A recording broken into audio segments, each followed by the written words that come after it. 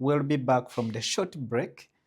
Lesson number 2, we are going to look at addition and subtraction of surds. Example, simplify the following. Part A, 3 root of 5, then plus root of 20, then plus root of 12. Now, before adding, we have to make sure that we simplify the surds. Okay? So, we know that 3 root 5, that one is going to remain as 3 root of what? A 5. But when I look at the surd of 20, I can split this 20 as a product of two numbers, of which that can be a 4, then times a 5. I have to make sure that one of the numbers is a perfect square factor of 20. Then plus, this is the square root of. Now, this 12 can as well be split as a product of two factors. That is a 4 and then a 3. Not forgetting that if I have a surd of A pre-multiplied with B, we said that this one is split by giving this A a square root, then we also give that B a square root. So this one is going to be equal to 3 root of 5, okay? Then plus root of 4 times root of 5, then plus root of 4 times root of 3. So this is 3 root of 5, then plus. Now what is the square root of 4? The square root of 4 is 2 root of what? 5. Then plus the square root of 4, we also say that it is 2, then the balance is going to be what? A root 3. Now, to be in a position to add, we are going to add similar surds. What do I mean by similar surds? Here I have a root 5, and a root 3. What does that mean? I can add terms that contain root 5 and I ignore the term that contains surd of 3. So, to do that, I'm going to begin by factorizing the square root of 5. When I factor the square root of 5, here I'm going to be left with a 3, and here I'm going to be left with a 2. Then that is a root 5, okay? Then plus a 2 root of 3. So we know that 3 plus 2, this one is going to give us a 5, then a root of 5, or surd of 5, then plus 2 surd of 3. As simple as that, okay?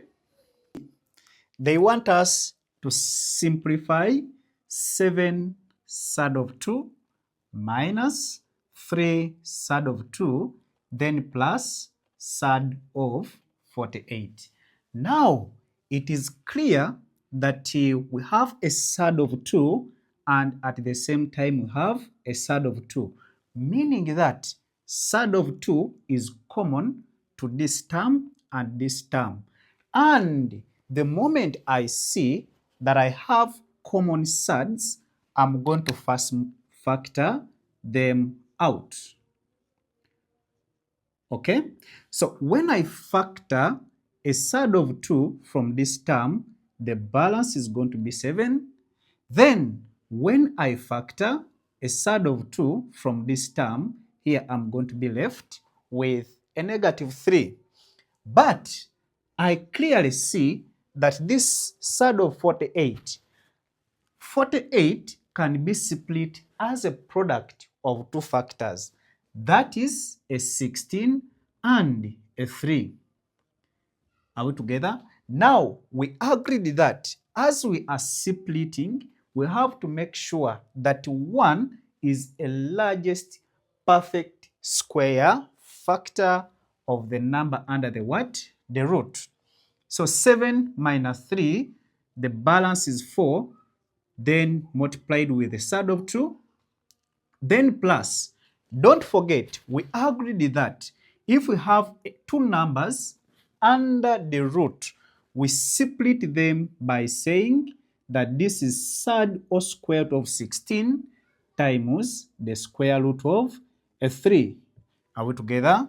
So this is 4 root of 2, then plus.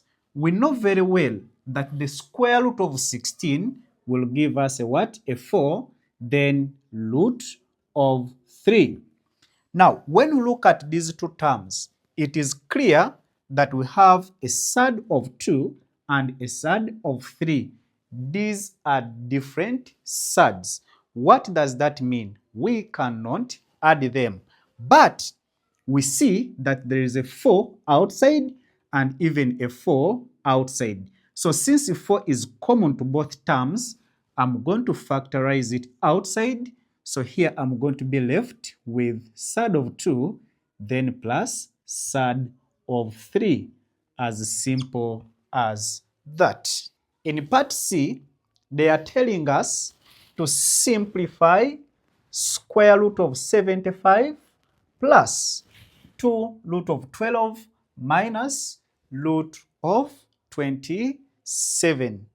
Now, first things first, we are supposed to first split this guy as a product of two factors. But the rule still holds. We have to make sure that one of the factors should be the perfect square. And when I look at this 75, I can say that this is a 25 times a 3. Are we together? Then plus 2 square root of 12 is the same as saying 4 times a 3. Then minus the square root 27 can be written as 9 times a 3. Okay? So this one can be split as root of 25 times surd of 3, then plus 2 times square root of 4, then times a surd of 3, then minus the square root of 9 times the square root of 3. Are we together? Now, the square root of 25, that is a 5. It is multiplying a surd of 3. Then plus, I clearly see that I have a square root of 4, but the square root of 4, that is a 2. It is going to find this 2. So 2 times 2, that is a 4 square root of 3. Then minus square root of 9, that is a 3. The balance is root of 3. Now, the good thing is this number has a root of 3, root of 3, root of 3, meaning that root of 3 is common throughout. So we are going to factor it outside. Are we together? So when we factor out root 3 from a 5, we shall get a 5. Now plus, when we factor a root 3 from this term, we shall get a 4. And when we factorize a root 3 from this term, we are going to be left with a minus 3. So we have 5 plus 4, that is a 9. 9 minus 3, that is a 6. So the simple term of the guy given to us is 6 root 3.